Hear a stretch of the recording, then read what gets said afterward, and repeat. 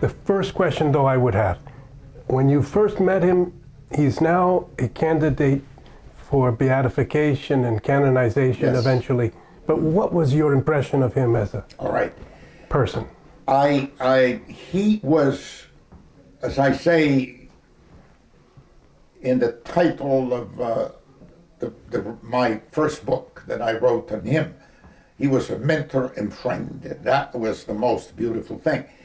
How can you feel when the first night that I was with him, living with him, there were only three of us in the house, the bishop, myself, and Frederick, a Lutheran Norwegian cook who had left the service of Billy Rose to come and serve the bishop.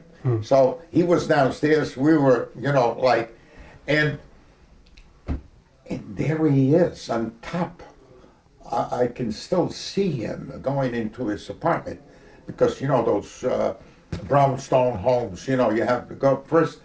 And he turns to me, the kid, and he says, "Thank you."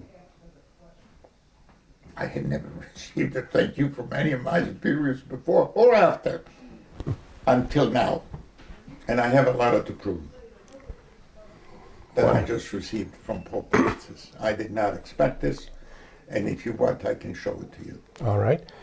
But then the other question I have, and we're all interested in this transition, some call it a revolution, that was the Second Vatican Council. Correct. You lived through it. I was a little boy.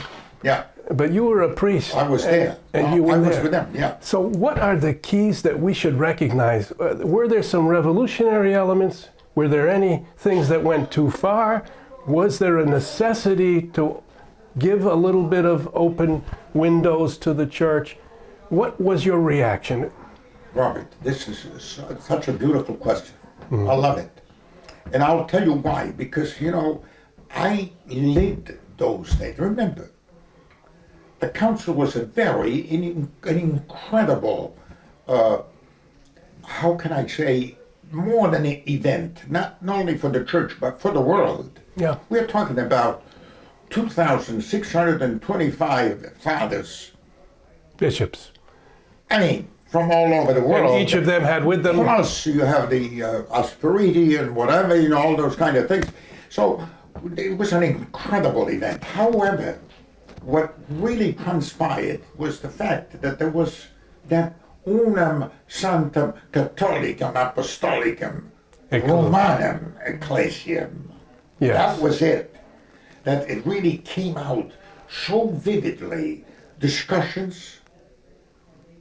By the way, my friend Fulton Sheen always hated those terms. He said, no, I don't like this.